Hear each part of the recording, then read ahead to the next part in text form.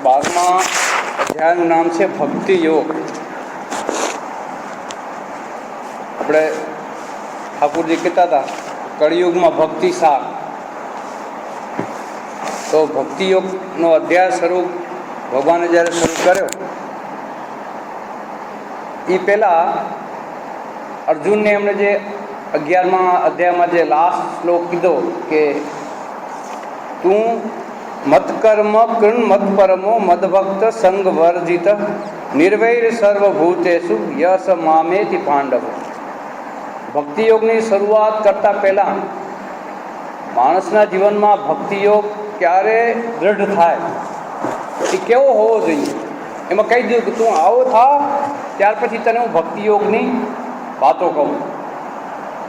તો ભક્તિયોગ શરૂ કરતાં પહેલાં આપણે 2-4 વાતો કરીએ તો ભક્તિયોગ ભક્તિ એટલે યોગ એટલે શું? જોડાવું. આપણા શાસ્ત્રોમાં 4 યોગની વાત આવે છે: જ્ઞાન યોગ, ભક્તિ યોગ, કર્મયોગ અને રાજયોગ. સ્વામી વિવેકાનંદ કહેતા હતા કે કાં તો 4 યોગથી પણ થઈ શકે, કોઈ પણ એક યોગથી પણ ઈશ્વર સાથે આપણે જોડાઈએ એને કહેવાય યોગ. યુદ્ધ ધાતુ એના પછી યોગ શબ્દ આવ્યો છે. તો 4 યોગમાંથી કોઈ પણ એક યોગ દ્વારા આપણે ઈશ્વર તરફ જઈ શકીએ અથવા તો 4 યોગના સમન્વયથી જઈ શકીએ. રામકૃષ્ણ દેવ, મા શારદા અને સ્વામીજીના જીવનમાં આપણે જોઈએ છીએ કે એ લોકોએ 4 યોગનો સમન્વય એમણે જીવનમાં ઉતાર્યો છે.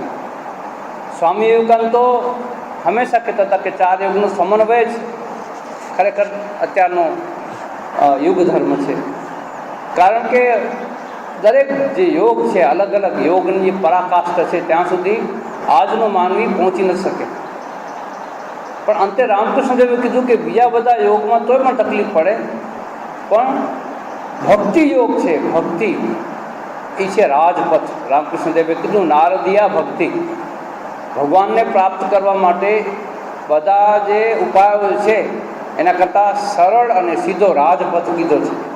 ઘણા બધા રસ્તા છે પણ જેને રાજપથ કહેવાય, જેના ઉપર માણસ સહજથી ચાલી શકે, કોઈ તકલીફ ન થાય એવો પથ છે એ ભક્તિ યોગ છે.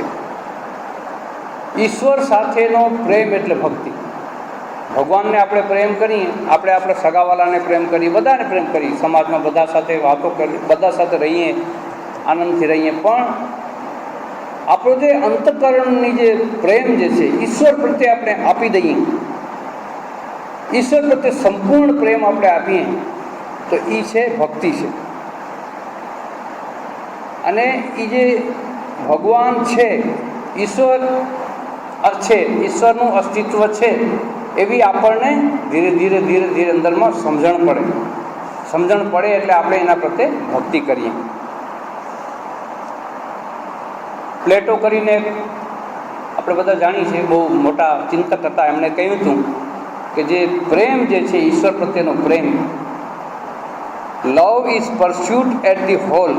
આખું જે ભગવાનને આપણે આપણામાં સમગ્ર ઉતારી લઈએ ને એની આરાધના, જેને કહેવાય અખિલાઈની આરાધના. આ અખિલ બ્રહ્માંડમાં એક તું શ્રી હરિ. આપણે સમજી શકીએ કે આખા બ્રહ્માંડમાં એ ઈશ્વરની સૃષ્ટિ રહેલી છે.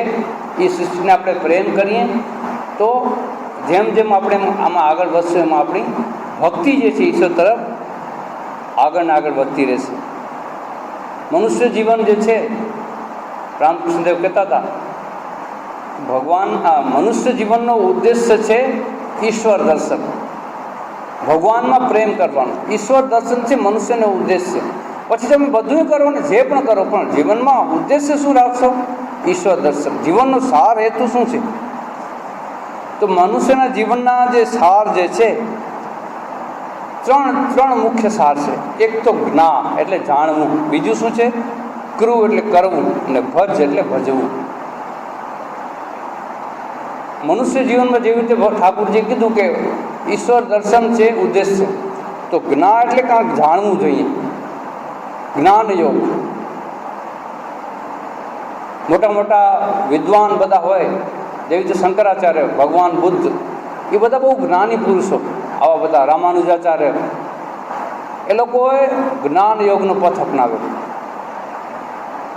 ચિત્તની વૃત્તિ જે છે એને નિરોધ કરી અને ઈશ્વરમાં એ લોકોનો ઈશ્વર જ્ઞાનથી, ભગવાને પોતે ગીતામાં કહ્યું છે કે જ્ઞાન છે ને નહીં જ્ઞાને સદૃશમ પવિત્રમ એવ વિદ્યતે, જ્ઞાન જેવું પવિત્ર કોઈ નથી.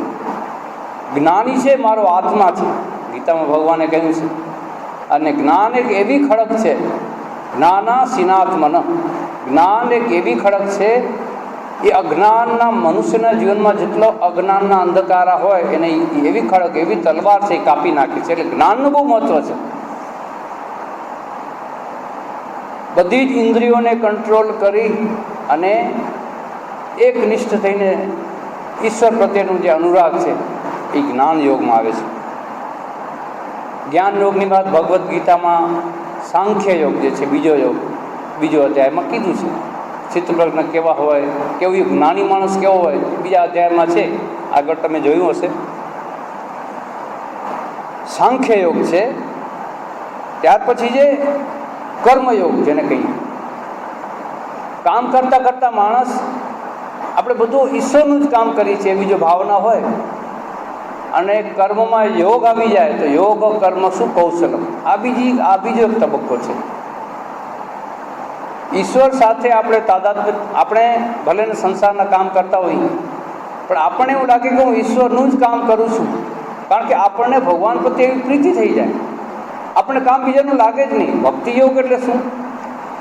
તમે ભગવાન સાથે દરેક વસ્તુથી જોડાયેલા છે.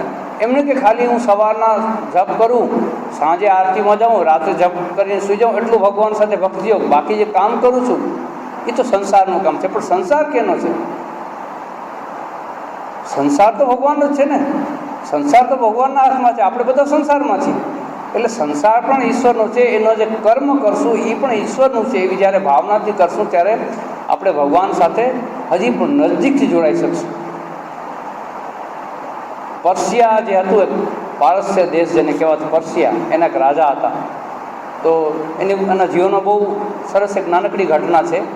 આખો દિવસ એ રાજ્યનું કામ કરતા, બહુ ઈશ્વરના ભક્ત હતા અને રાત્રે એ અલ્લાહની બંદગી કરતા. એનું જીવન આખું આમ જ જીવું. તો એના એક મિત્રને બહુ નવાઈ લાગી. તેમણે રાજાને કહ્યું કે તમે મારા મિત્ર છો, મને નવાઈ લાગે છે, આખો દિવસ તમે પ્રજાના હિતના કામ કરો છો, પ્રજાનું માટે આટલું, રાજ્ય માટે આટલું બધું કરો છો, અને રાત્રે બસ અલ્લાહની બંદગી, તમારું પોતાનું સુવાનું ને એવું કાંઈ નહીં. પછી તને ખબર નથી શું કે દિવસે છે ને, દિવસે હું ભગવાનના કામ કરું છું ને મતલબ શું? અલ્લાહના. કે દિવસે હું અલ્લાહની પાછળ છું, રાત્રે એ મારી પાછળ છે. એટલે કહેવાનો મતલબ છે કે એમણે એના જીવનમાં એવું તાદાત્મ્ય અનુભવ્યું હતું. પ્રજાના વત્સલ રાજા હશે, આપણા ભારત દેશમાં આપણા આવા પ્રજાવત્સલ ઘણા રાજા થઈ ગયા છે.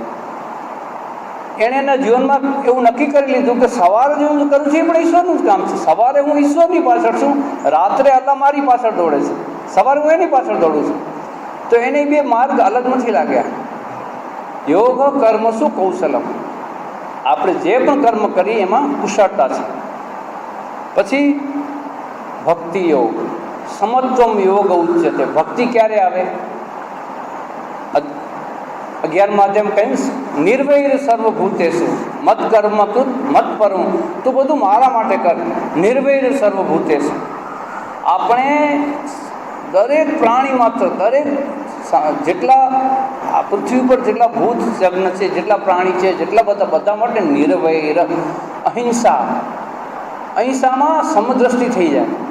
સમત્વમ યોગ, બધા સમાન લાગે, કોઈ ઊંચ નીચ નહીં, કોઈ જાતિવાદ નહીં, કોઈ નાનો મોટો નહીં, કોઈ સાહુકાર ગરીબ નહીં. સમત્વમ, ભક્તિ યોગની પરાકાષ્ઠા છે સમત્વમ યોગ ઉચ્યતે. સમાન, કોઈ ઊંચો નીચો નહીં. ભક્તિ યોગની મહાનતા જ અહીંયા છે. સમત્વમ યોગ ઉચ્યતે. જ્યારે એ પ્રસ્થાપિત થઈ જાય આપણા જીવનમાં તો એ છે ભક્તિ યોગ. ઇક્વાનિમિટી, બધા સમાન, એમાં કોઈ ઊંચો નીચોનો ભાવ જ નથી. રામકૃષ્ણદેવ કહેતા હતા ભક્તની કોઈ જાત નથી. મા શારદાના જીવનમાં એક સરસ મજાનો પ્રસંગ આવે છે. તમે કદાચ મા શારદાનું જીવન ચરિત્રનું બધું વાંચ્યું હશે તો માને મળવા માટે એક બેન આવે છે. એને પૂછ્યું કે બેટા તું કોણ છો? તો કીધું કે કોઈકે કીધું કે મેનેજર બાબુના પત્ની છે. એટલે ત્યારે એક ભાઈ એક ડિવોટી હતા ઠાકોરજીના, એ મેનેજર કોઈ ફાર્મમાં હતા, કોઈ એસ્ટેટ હતું, તો એના પત્ની હતા. આટલી બધી વાત કર્યા પછી એમને ખબર પડી કે આ તો મેનેજર બાબુ છે, એની પત્ની છે. તો એણે રાધુ અને માકુ એણે કીધું કે એ રાધુ માકુ, તમે મેનેજર બાબુની પત્ની આવી છે ને પ્રણામ કરો. તો એટલે બેન તો બિચારા નવાઈ લાગી. બેનને કીધું માં, હું તો કાયસ્થ છું, હું તો બ્રાહ્મણ નથી, અને રાધુ અને માકુ તો બ્રાહ્મણના સંતાન, એ મને કેમ પ્રેમ કરે, મને કેમ પ્રણામ કરે? તો કે ના ના ના ના, તમે મેનેજર બાબુના પત્ની છો, તમે કેટલા ડિવોટી, કેટલા મોટા ભક્ત છો, તો તમને પ્રણામ કરશો તો એનું કલ્યાણ થશે. માં શારદા દેવી કહે છે, વિચાર કરો, બ્રાહ્મણના સંતાનને એક કાયસ્થની દીકરીને પ્રણામ કરવાનું કહે છે. તો પછી બહુ શરમ આવે છે બેનને, છતાં પણ પ્રણામ કરવા નથી દેતા. જ્યારે રાધુ અને માકુ આવે છે દોડતા દોડતા, તો એ બેન પોતે જ એના પગ પકડી લે છે. તો માં દુઃખી થઈને કહે છે, જો બેટા, આ લોકો છે ને બહુ મોટા ભક્ત છે, આપણને પકડવા નહીં દે. પછી એમને કહ્યું, માએ પોતે કીધું કે જો ભક્તની કોઈ જાત નથી, ભક્ત કોઈ કાયસ્થ નથી, ભક્ત કોઈ બ્રાહ્મણ નથી. તમે બહુ સારા ભક્ત છો, તમે એના પત્ની છો, અને આ લોકો તો નાના બાળક છે, તમારા પાસેથી લેશે કાં? તો સમત્વમ યોગ, અહીંયા મા પોતે કહે છે કે આમાં કોઈ ઊંચું નીચુંનો કોઈ ભેદ નથી. બ્રાહ્મણ છે તો શું થઈ ગયું? તમે ભક્ત છો, તમે ઈશ્વરનું નામ આખો દિવસ કરો છો, તમારો ભક્ત જે છે એની જાત ઊંચી છે, એમાં કોઈ કાસ્ટિઝમ નથી. સમત્વમ યોગ ઉચ્ચ છે. ભક્તિ યોગ જે ખરેખર ભક્ત હશે ને, આપણા સમાજમાં જોજો, રિયલ ડિવોટી જેને કહીએ આપણે, કૃષ્ણનો હોય કે સાંઈ બાબાનો હોય કે સ્વામિનારાયણનો હોય કે જેનો હોય, રામકૃષ્ણનો હોય, ભક્ત એટલે સમત્વમ યોગ ઉચ્ચતે. ઇક્વાનિમિટી એનામાં ના આવે તો રિયલ ભક્ત નથી. સમત્વમ, સમાજના બધા જ વર્ગો એની સામે સમાન લાગશે. ભક્તિ યોગનું બહુ મહાન તત્વ છે, સમત્વમ યોગ ઉચ્ચતે. ગીતાનો જ છે. તો ભક્તિયુગ સમત્વ એટલે સમાન અધિકાર. જેમ રામકૃષ્ણ કીધું કે ભક્તની કોઈ જાત નથી, અને જાત નથી એટલે એ ભક્ત છે, એ ભક્ત જ એની જાત છે. તો એ છે ખાસ. અને રાજયોગ જે છે એ ઇન્દ્રિયોને દમન કરીને ઈશ્વર તરફ જવાનો રસ્તો છે. તો જીવનના જે આ ચાર જે રસ્તા છે એમાં જે ભક્તિ યોગ છે એને સાર કીધો સૌથી અકળયુગ માટે. અને પ્રેમ અને અમૃત જે બે જે એક સાથે મળે છે ભક્તિ યોગમાં જ મળે છે. એમ બધા આપણા ભક્ત જે છે, બધા આપણા મોટા મોટા ભક્તો, મીરા, કબીર, એ લોકોને તમે જીવન ચરિત્ર જુઓ. નરસિંહરાવ દિવેટિયાનું એક છે ને ભજન, પ્રેમ અમી રસ ઢોળો, દયામય મંગલ મંદિર ખોલો. તો એ લોકો જીવનમાં અનુભવ કરેલું છે. નરસિંહ મહેતા, ભૂતળ ભક્તિ પદાર્થ મોટું, બ્રહ્મલોકમાં નાહી રહે. નરસિંહ મહેતાએ તો એના જે પદો રચ્યા, આપણે બહુ ડિટેલથી જોયું તો ખબર પડશે કે એમણે કેટલો ખાલી ભક્તિમાં જ હતા એવું નથી, એમણે પોતે કેટલું જ્ઞાન મળ્યું હશે. એમણે પોતે અખિલ બ્રહ્માંડમાં એક તું શ્રી હરિ બોલવું બહુ સહજ છે. એમણે સાક્ષાત દર્શન કર્યા. નહીં તો હરિજન માસમાં આટલી ઊંચી નાગરની નાતીનો માણસ જેને કરી ન શકે એને નાતની બહાર કાઢી નાખ્યો, પણ એને કાંઈ ચિંતા નથી. એટલે જ એણે કહ્યું હતું ભૂતળ ભક્તિ પદાર્થ મોટું. ભૂતળ એટલે પૃથ્વીમાં ભૂતળ ભક્તિ પદાર્થ મોટું. એવો એક માત્ર પદાર્થ એવો છે એ ભક્તિ છે, એ સૌથી મહાન છે, સૌથી મોટું છે. નરસિંહ મહેતાએ કીધું.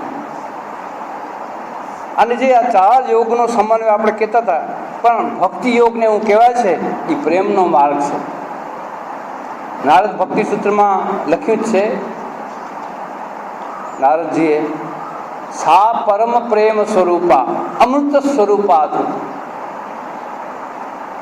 અથો ભક્તિ વ્યાખ્યા શ્યામ. એમણે પહેલા સૂત્રમાં કહ્યું, બીજું સૂત્રમાં કીધું પરમ પ્રેમ સ્વરૂપા અમૃત સ્વરૂપા હી. ભક્તિ એટલે પરમ પ્રેમ સ્વરૂપા અમૃત સ્વરૂપા. આપણે ભક્ત થયા છીએ એનું સર્ટિફિકેટ જ આ છે. બધા પ્રત્યે સમાન ભાવ, બધા પ્રત્યે પ્રેમ, કોઈના પ્રત્યે ઘૃણાની લાગણી જ ન હોય. આ સર્ટિફિકેટ છે. નારદજીએ આપેલું છે, સાંડિલે આપેલું છે, કેટલા બધા ભક્તો, મીરાએ આપેલું છે, કબીરે આપેલું છે. પણ ભક્તિનો માર્ગ બહુ છે. હરિનો માર્ગ છે સુરાનો, નહીં કાયરનું કામ જોને. પ્રથમ પહેલાં મસ્તક મૂકી વળતી લેવું નામ જોને.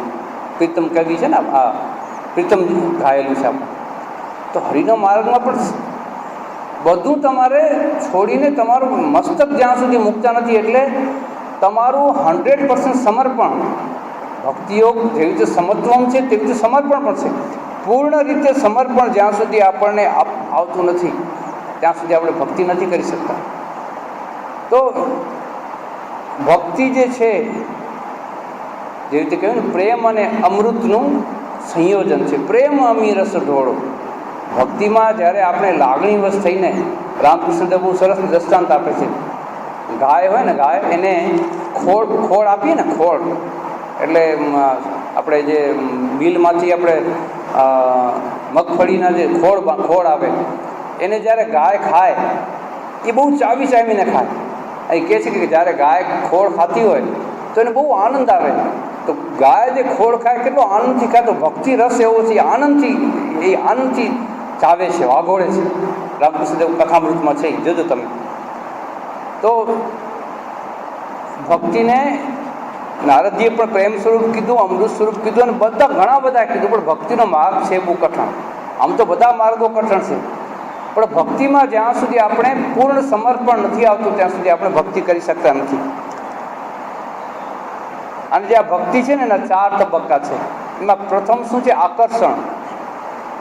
ઈશ્વર પ્રત્યેનું આપણું આકર્ષણ છે, એનાથી આપણે આનંદ થાય.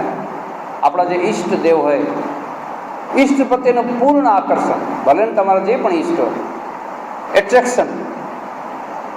પ્રેમ અને ભક્તિનું જે સ્વરૂપ જે છે, અમૃત અને પ્રેમનું સ્વરૂપ ભક્તિ છે. તો એમાં પહેલો તબક્કો છે એ આકર્ષણ છે. બીજો છે લાગણી જન્મે. આપણે ખૂબ આનંદ આવે, મીઠાશ લાગે ઈશ્વર પ્રત્યે, ભગવાનના દર્શન કરીને. ભક્ત જે ગદગદ થઈ જાય, આંખમાંથી આંસુ નીકળે. નરસિંહ મહેતા જ્યારે ભગવાન કૃષ્ણના કીર્તન કરતા હતા, મીરાબાઈ જ્યારે કીર્તન કરતી હતી, હા, આંખમાંથી આંસુ નીકળે છે. એને બીજું કોઈ નથી, દૂસરોનો કોઈ. મેરે તો ગિરિધર ગોપાલ, દૂસરનો બીજું કોઈ નથી. ભલે નથી, જગતના બધા તો છે, પણ એના હૃદયમાં એક ભાવ અંકિત થઈ ગયો છે, મેરે તો ગિરિધર ગોપાલ, દૂસરોનો કોઈ.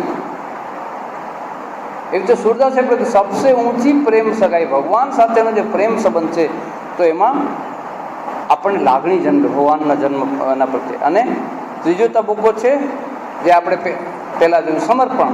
ભગવાન પ્રત્યે ટોટલી સમર્પણ થઈ જાય. મારું જે થશે, આપણે કહીએ ને, હરી ઈચ્છા બલી હશે, જે થશે મારું ભગવાન મારું ઠીક કરશે. 100% પૂરો વિશ્વાસ હોય. રામકૃષ્ણદેવ કહે છે ને કથામૃતમાં, નાનકડો છોકરો હોય ને, એને પૂરેપૂરો વિશ્વાસ છે એની મા શું કહે છે એમાં. એની માએ એને કહી દીધું છે કે હું જાતો નહીં, આવું છે, ભૂત છે, નહીં જાય. એને પૂરો વિશ્વાસ છે મામાં કે મારી મા મારું ઠીક ધ્યાન રાખે છે. રસ્તા પરથી જતા ઠાકુરજી કહે છે ને કે જો નાનકડા છોકરાએ જો આંગળી પકડી હોય તો આંગળી છૂટી જઈને પડી જવાનો ભય છે.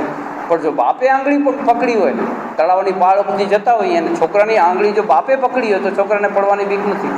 તો ભક્તિ જે છે, સમર્પણ એટલે કે આપણે આપણી આંગળી પૂરી ભગવાનને આપી દીધી. ભાઈ તું મારી આંગળી પકડ, હું તારી આંગળી નહીં પકડું. તું જ્યાં મને લઈ જા ત્યાં, જ્યાં તું મને લઈ જા, બિલાડીના બચ્ચા જ્યાં બિલાડી લઈ જાય ત્યાં. અને બીજો એક છે પૂર્ણ પ્રેમ જાગે અને એની આનંદની અનુભૂતિ આપણામાં થાય. એ છે પ્રેમનું મૂળ સ્વરૂપ. આજે વાસ્તવિક આપણે જ્યારે જોઈએ છીએ તો ખરેખર જોવો તો આ પ્રેમ જે છે ને એનો અભાવ થઈ ગયો છે સમાજમાં. આપણા ફેમિલી મેમ્બરમાં પણ નથી. તો એમ કહે છે કે એક તો જ એન્વાયરમેન્ટ છે, એના પ્રત્યે કોઈ આપણે ભાવના જ નથી. સમાજમાં જે છે માણસ પ્રત્યેનો પ્રેમ, ભક્તિયોગ ક્યાં સુધી લઈ જાય માણસને, કેટલું મહાન કરી શકે છે. તો માણસ પ્રત્યે પ્રેમ નથી, માણસ પ્રત્યે ભાવના નથી. આપણા ફેમિલી મેમ્બરમાં પણ આપણે પોતાને પૂરી ભાવના નથી આવતી. આપણે એક રીઢા માણસની જે સંસારમાં ચાલ્યા કરીએ છીએ આ સવારથી ને સાંજ સુધી, પણ એની પાછળનું જે તંતુ શું છે, પ્રેમ શું છે, પિતાજી માતાજી પ્રત્યે, પતિ પત્ની પ્રત્યે, બે ભાઈ બહેન વચ્ચે શું ભાવ જે છે. ઉપનિષદમાં છે ને, બૃહદારણ્યક ઉપનિષદમાં શું છે કે આત્માના કારણે જ પતિ પત્નીને પ્રેમ કરે છે, પત્ની પત્નીને પ્રેમ કરે છે, બીજાના કારણે નહીં. એ જે ભાવ જે છે આ જ્ઞાનનો ભાવ છે આત્માનો. ભક્તિ કહે છે કે જે મૂળ જે પ્રેમ છે એના પ્રત્યે મનુષ્યનો એ નથી, અભાવ છે. અને એક બહુ મોટી વસ્તુ છે, આજકાલ એક કોમન થયું, જીવન પ્રત્યે પ્રેમ નથી માણસનો. લવ ટુવર્ડ્સ લાઈફ, જીવન પ્રત્યેનો પ્રેમ નથી રહ્યો. અને એટલે આપણે જોઈ છે કેટલા બધા અકસ્માત, સુસાઇડ, આ તે, કોઈ વિચારતું જ નથી જીવન પ્રત્યે. જીવન શું છે? ઠાકોરજી કીધું ને, મનુષ્ય જીવનનો ઉદ્દેશ્ય ઈશ્વર દર્શન. મનુષ્ય જીવન કેટલા જન્મો પછી મળે, જન્મોના જન્મ વયા જાય, સાધના કરતા જન્મોના જન્મ નીકળી જાય, તો મનુષ્ય જન્મ મળે છે આપણે. તો મનુષ્ય જન્મ પ્રત્યે જે પ્રેમ, જીવન પ્રત્યે પ્રેમ, life, love towards the life, અભાવ થઈ ગયો છે. અને બીજો સૌથી મોટો અભાવ છે સેલ્ફ. આપણી અંદર જે આત્મ તત્વ રહેલું છે, ઈશ્વરનું એક તાંતણું રહેલું છે. આપણે ક્યાંથી આવ્યા છીએ? આપણું જો એક સાંકળ હોય, એને પકડીને જઈએ તો એક જગ્યાએ આપણે પહોંચી જઈએ. ક્યાંક એક સાંકળ પડેલી હોય, પકડીને જઈએ તો કિલ્લાની અંદર પહોંચી જઈએ. તો આપણી અંદર જે તંતુ જે રહેલો છે સેલ્ફનો, આત્મતત્વનો, એ તંતુ, એના પ્રત્યે જે પ્રેમ હોવો જોઈએ, એને પકડીને આપણે પરમાત્મા તરફ જઈ શકીએ. એ જે લવ ટુ ધ સેલ્ફ એ નથી. અને એને કારણે છે ને જગતમાં એટલી બધી સમસ્યાઓ, ભક્તિ યોગની કેટલી બધી જરૂર છે. અત્યારે અર્જુન પ્રશ્નથી શરૂ કરવાના છે. અર્જુનને ભગવાને આટલા બધા સ્વરૂપ દેખાડ્યા. અર્જુને તો બધું એણે કીધું, સાંખ્ય યોગ કીધો, જ્ઞાન યોગ કીધો, આત્મ બ્રહ્મ કીધો, સંન્યાસો, બધું એણે સમજાયું. એને બધા રૂપ દર્શાવ્યા, સગુણ બ્રહ્મ, નિરાકાર, બધું જ એણે સમજાવ્યું. તો એને પ્રશ્ન રહી ગયો, કારણ અધિકારી ભેદ છે. અર્જુન પોતે અલગ અધિકારી હતો, અને એટલા માટે એ પ્રશ્નથી શરૂ કરશે. આપણે જ્યારે પહેલો શ્લોક જોશું તો જે ભક્તિ જે છે ને કેવી આવવી જોઈએ ઈશ્વર પ્રત્યે. આ પ્રેમનો જે અભાવ જે છે, ધીરે મનુષ્યની અંદર આ બધા પ્રેમ ધીરે આવશે ઈશ્વર પ્રત્યે. જ્યાં સુધી ઈશ્વર પ્રત્યે પ્રેમ નથી આવતો, બાકી જેની પ્રત્યે તમારે પ્રેમ છે એ પ્રેમ, આપણા જે મોટા ભક્તિશાસ્ત્રો, જ્ઞાનના જે બધા પંડિતો બધા કહે છે, એ પ્રેમની પાછળ અભાવ જ રહેવાનો છે. બાકી ઈશ્વર પ્રત્યેની જે આપણી ભક્તિ જે છે એ જ્યાં સુધી તૈલવત ધારા, શાસ્ત્રમાં કહે છે અવિચ્છિન્ન ધારા. આપણે તેલ એક ડબ્બામાંથી પાત્રમાં નાખી તો એની ધાર, પાણી નાખી તો વચ્ચે તૂટી જાય, પણ તેલની ધાર અવિચ્છિન્ન ધારા, કન્ટિન્યુઅસ. એમ નહીં કે આજે મને સવારે ભગવાન પ્રત્યે પ્રેમ જાગ્યો, સવારે 5 વાગે ઉઠી 1 કલાક 2 કલાક ભગવાનનું નામ કર્યું પછી તૂટી ગયો, એ પ્રેમ નથી. અવિચ્છિન્ન ધારા, આખો દિવસ. પરસિયાના રાજાએ કીધું ને, સવારે હું એની પાછળ હોઉં છું, સાંજે મારી પાછળ હોય છે. આજે ભાવ અવિચ્છિન્ન ધારા. મને ખબર જ છે હું ભગવાનને આખો દિવસ હેરાન કરીશ, પછી મને હેરાન કરશે. સંતા કુકડીની રમત ગુજરાતીમાં કહે ને, ઈશ્વર એની પાછળ, ભગવાન મારી પાછળ, હું ભગવાનની પાછળ. તો જે આ જે છે તૈલવત ધારા, એ જ છે ભક્તિ. અને જેમ આપણે એમાં આગળ વધશું તેમ આપણે એ ભક્તિના આપણે એકદમ પાગલ થઈ જશું. મીરાએ કીધું ને, પ્રેમ દીવાની મેરો દર્દ ન જાને કોઈ. કૃષ્ણ પાછળ કેવા પાગલ થઈ ગયા, અવિચ્છિન્ન ધારા, તૈલવત ધારા જેમ. અને એટલે જ એણે કીધું,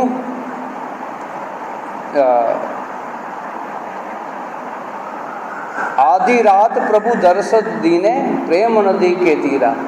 ભગવાનને તમે પ્રેમ કરો તો ઈશ્વર તમને ક્યારે પણ કરશે. ઈશ્વર સાથે તમારું કેવું રિલેશન, અવિચ્છિન્ન ધારા, રાત હોય દિવસ કાંઈ નહીં. અને આપણા જે કવિ બ્રહ્માનંદના ભજનો આપણે સામે એણે કહ્યું, પ્રેમ નગર મત જાના મુસાફિર. એટલે કે તમે ભગવાન સાથે પ્રેમ કરો. હરિનો માર્ગ છે સુરાનો, નહીં કાયરનો કાર્ય. વિચાર કરવો પડે, આપણે પૂરેપૂરું સમર્પણ કરી શકીએ છીએ કે નહીં, ભક્તિ યોગ આપણે પૂરેપૂરો લઈ શકશું કે નહીં. તો આવા ઘણા બધા સંતોએ, અને ભક્તિનું એક ખાસ મોટું તત્વ છે ને, માણસને અહંકાર શૂન્ય બનાવે એકદમ. ગંગા સતી કીધું ને, ભગવતી રે કરવી એને રાખ થઈને રહેવું પાનભાઈ. રાખ એટલે ઠાકોરજી કીધું છે કે આપણે કંઈ ભગત થયા એટલે કંઈ બુદ્ધુ નથી થવાનું. રાંક અને બુદ્ધુમાં ફરક છે. ઠાકોરજીના એક શિષ્ય હતા સ્વામી યોગાનંદજી, ખોટો છે, યોગાનંદજી બજારમાં ગયા કઢાઈ લેવા. કીધું મને આશ્રમ માટે કઢાઈ જોઈ છે.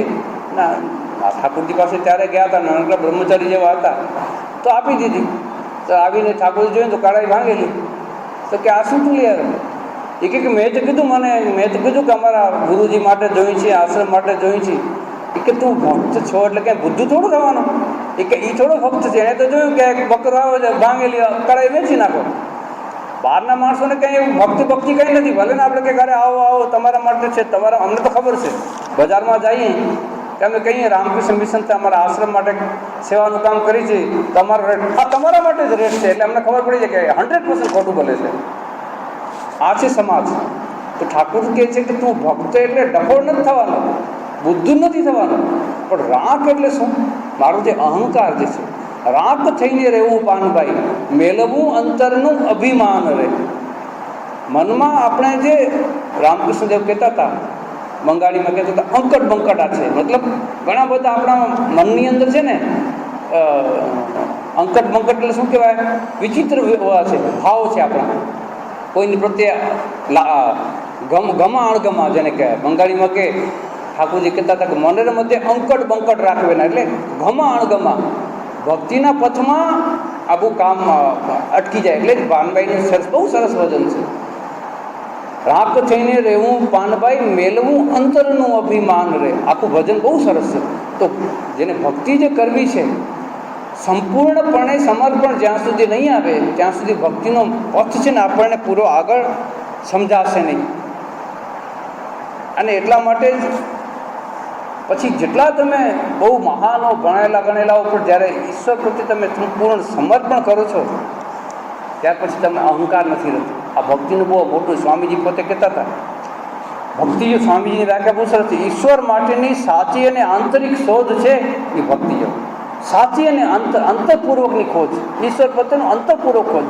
હું ઈશ્વરની પરસ્યુટ ઓફ ગોડ, જેવી રીતે વ્યાખ્યા છે પરસ્યુટ ઓફ એક્સેલન્સ, શ્રેષ્ઠત્વની ખોજ, એવી રીતે ઈશ્વરની ખોજને ભક્તિ છે. સ્વામીજીની વ્યાખ્યા છે પ્રત્યેક ક્ષણ જે છે આપણી ઈશ્વર પ્રત્યે આપણો પ્રેમોન્માદ રહેશે. સ્વામી વિવેકાનંદ કહે છે અને ભક્તિ યોગની વ્યાખ્યા કરતા કે ઈશ્વર પ્રત્યે પ્રત્યેક ક્ષણ જે પ્રેમોન્માદ હોય એનું નામ જ આપણે છે ભક્તિ છે. અને એ ભક્તિ જ શાશ્વત મુક્તિ અપાવી શકે છે. પ્રત્યેક ક્ષણનો પ્રેમોન્માદ ઈશ્વર પ્રત્યેનો. સ્વામીજી પોતે કેટલા મહાન જ્ઞાની હતા. અને મોટા મોટા જે સંતો જે છે, રામકૃષ્ણદેવ કહેતા હતા, સ્વામીજી કહેતા હતા, બધા સંતોના જીવનમાં જુઓ, જ્ઞાન અને ભક્તિ દેખીતી રીતે બે અલગ વસ્તુ છે, પણ તમે જ્યારે પૂરા અંદર ઉતરશો તેવું લાગશે કે બંને વસ્તુ એક જ છે, જે એક જ છે, પથ બધાના એક જ છે, એનું દર્શન એક જ છે, લઈ જશે એક જ માર્ગે. સ્વામીજી કહેતા હતા કે હું બહારથી જ્ઞાની લાગુ છું પણ અંદર પૂરો ભક્ત છું. અને રામકૃષ્ણદેવ પોતે કહેતા હતા કે હું બહારથી તો ભક્ત લાગુ છું પણ અંદરથી પૂર્ણ જ્ઞાની. હંમેશા ભાવ સમાધિમાં રહે, મુહૂર્ત ભાવ સમાધિ. તો જ્ઞાન અને ભક્તિની પરાકાષ્ઠા જે છે, અંતિમ દર્શન એક જ છે.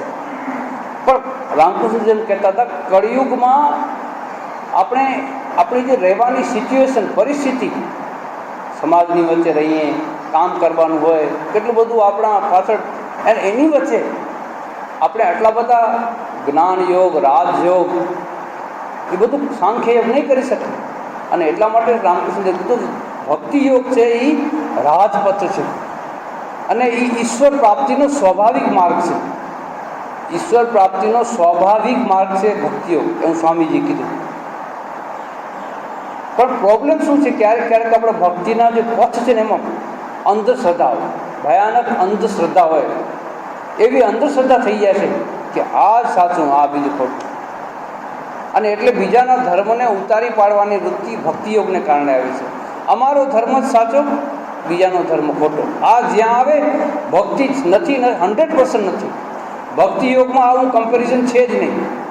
મારો ધર્મ સાચો, તમારો ધર્મ ખોટો, એ કે એ શ્યોર ભક્ત નથી, 100% ભક્ત નથી. કારણ કે કોઈ પણ જે મહાન ભક્ત જે છે આપણા, કોઈએ પણ આ કીધું નથી અહીંયા કોઈ કમ્પેરિઝન છે જ નહીં, ધર્મની કે ભક્તિમાં આવું કોઈ કમ્પેરિઝન છે જ નહીં. અમારા ધર્મથી તમે આગળ આવશો તો તમને જલ્દી મળશે, તમારા ધર્મના પથે જશો તો તમને લેટ મળશે. અમને ખબર છે આજે આ લોકો આપણા બધા ઘણા બધા છોકરા છોકરીઓ છત્તીસગઢમાં ટ્રાઇબલ આપણું ત્યાં કન્વેન્શન છે મોટું, ત્યાં ગયા છે. તો એ છત્તીસગઢમાં ટ્રાઇબલમાં ક્રિશ્ચિયન મિશનરી જ્યારે શરૂઆતમાં ગઈ, માણસોને કેવી રીતે લોકોને સમજાવતા, એ લોકો કદાચ આગળ કહ્યું હશે, એ લોકો કૃષ્ણનું માટીની મૂર્તિ બનાવે અને જીસસની લાકડાની મૂર્તિ, રંગ એકદમ બંનેને એકદમ સમાન કરશે, એક જ રંગ કરશે. અમારા સ્વામીજી તો ત્યાં બધા સ્વામીજીઓ છે ને, તો બધા અંદર ગામડે ફરીને બધા કેવી રીતે એ લોકોને ડાઉન કરે છે. પાણીનો મોટો હોજ વરસે, જો આ તમારો કૃષ્ણ, આ જો અમારા જીસુ ભગવાન, કૃષ્ણને માટીનું છે, બોટ છે એટલે અંદર પડી જશે. અને જીસસને એમ તરવા કે જો જે પોતે તરી નથી શક્યું તમને ક્યાંથી તરાવે. આ વાસ્તવિક સત્ય છે. અમારા સ્વામીજી લોકોએ પકડેલું છે, આ વાસ્તવિક સત્ય છે. તો આ જે કમ્પેરિઝન છે કે ભાઈ તમારો ભગવાન અમને તરાવશે ને અમારો ભગવાન તમને નહીં, એ જ આ કમ્પેરિઝન ક્યાંય નથી ધર્મના પક્ષમાં. તમે અમારા અહીંયા આવો, અમારી આ ક્રિયા કરો તો જ તમને ઈશ્વર મળે ને આ ન મળે. આવું ભક્તિ યોગમાં નથી. આપણા પોતાના યોગમાં આવી શકે છે, આપણા પોતાના બધાના અલગ અલગ યોગ છે, પણ બધા જ મોટા મોટા ભક્તો, મોટા મોટા ઈશ્વર અવતારો બધા જ કહી ગયા છે ઈશ્વર તરફ જવાના પથમાં ક્યાંય કમ્પેરિઝન નથી. બધા એક જ પથે જાય છે. આધાર જે છે એ આધારના અનુસારે આપણે અધિકારી ભેદ જેને કહેવાય. અધિકારી કેવો હોવો જોઈએ? કોઈ ઉચ્ચ અધિકારી હોય, કોઈ શંકરાચાર્ય જેવા જે અધિકારી હોય, એમને જ્ઞાનયુગ લીધો છે, બરાબર છે, ના હમ તું. એ ઈશ્વર સાથે એવો એનો ભાવ છે, હું છું જ નહીં. એનો દેહાત્મ બોધ નથી. આપણે બધા દેહાત્મ અભિમાની છીએ, દેહ બોધ છે.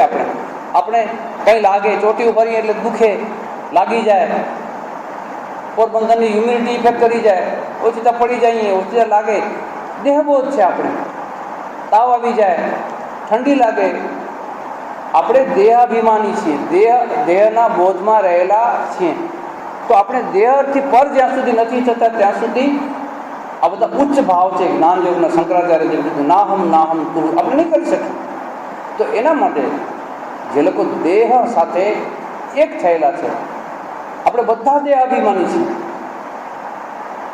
પશુ પક્ષી આપણે બધા જ્યાં સુધી દેહ બોધ, વેદાંતમાં કીધું છે કે આજે દેહનો બોધ જ્યાં સુધી ન જાય ત્યાં સુધી ઐક્ય બોધ આપણામાં આવતો નથી, ઈશ્વર પ્રત્યેનો ઐક્ય. અને એ નથી આવતો એટલે આપણે જ્ઞાનયોગ આપણે મોઢેથી તો કહી શકીએ છીએ, અહમ બ્રહ્માસ્મિ, આ બધું ઈશ્વર છે, આમ છે તેમ છે, પણ આપણે અનુભવ નથી કરી શકતા.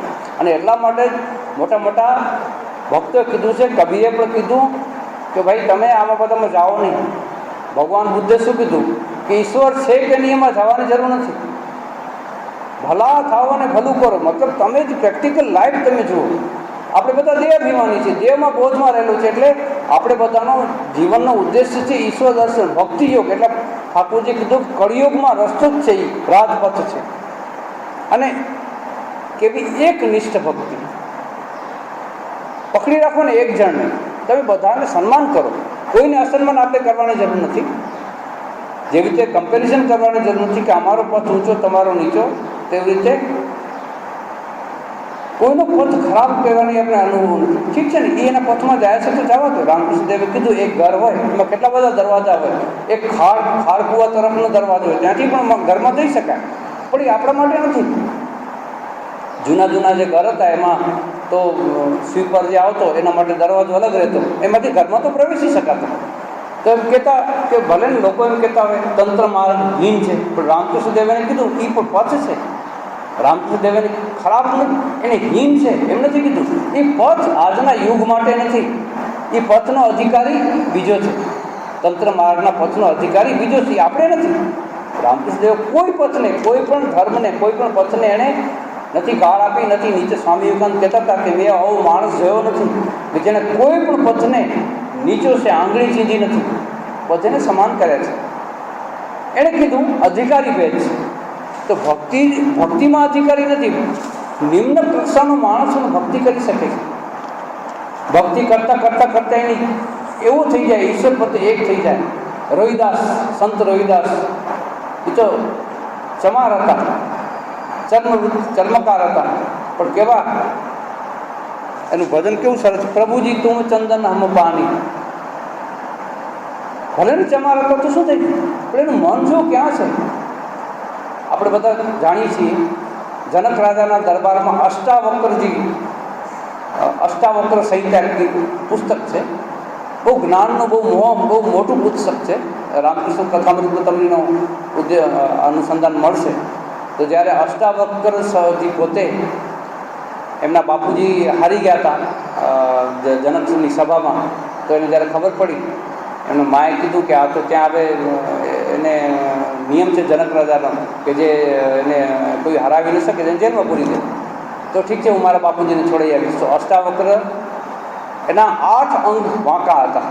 અષ્ટાવક્ર જે હતા એ જન્મથી જ એવા હતા, પણ મહાજ્ઞાની, ભયંકર જ્ઞાની. એ જ્યારે એના દરબારમાં જાય છે, એના દરબારમાં જનક રાજાના, તો એના વાંકા અંગો જોઈને બધા હસવા માંડ્યા. તો અષ્ટાવક્રજી જનક રાજાને કીધું, આ તમારી ચમારોની સભા છે? કેટલું જનક રાજાના દરબારમાં આવું બોલવું એટલે માણસ કેટલો મહાન હશે, કેટલું એનામાં તત્વજ્ઞાન હશે કે જનક રાજાને કીધું, હું બહુ દુઃખથી કહું છું કે હું ચમારોની સભામાં આવી પડ્યો છું, કારણ કે તેઓ મારા શરીરના વાંકા અંગો સામે જોવે છે, મારા જ્ઞાન સામે જોવાય કોઈની કોશિશ નથી કરી. તો આ છે તત્વને કોઈ જાણતું નથી. અષ્ટાવક્ર કેવા માગતા હતા કે તમે આ શરીરને શું કામ જોવો છો? તમે મારી સાથે ચર્ચામાં આવો. મને જોઈને તમે હસવા માંડ્યા. મને તો બહુ દુઃખ થાય કે હું જ્ઞાનીઓની સભામાં આવ્યો તો, પણ આવ્યા પછી મને લાગ્યું કે હું તો ચમારોની સભામાં આવી ગયો છું. અને જનક તો કાપો તો લોહી ન નીકળે, આવા થઈ ગયા જનક. એટલે અષ્ટાવક્ર કેવા મહાન હશે. તો તત્વને જાણવાની વાત છે, ભક્તિનું હોય કે જ્ઞાનનું હોય કે જેનું પણ તત્વ છે ત્યાં.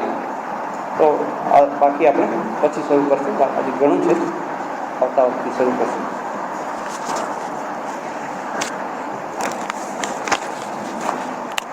ગીતા શાસ્ત્રવિદમ પૂર્ણમ.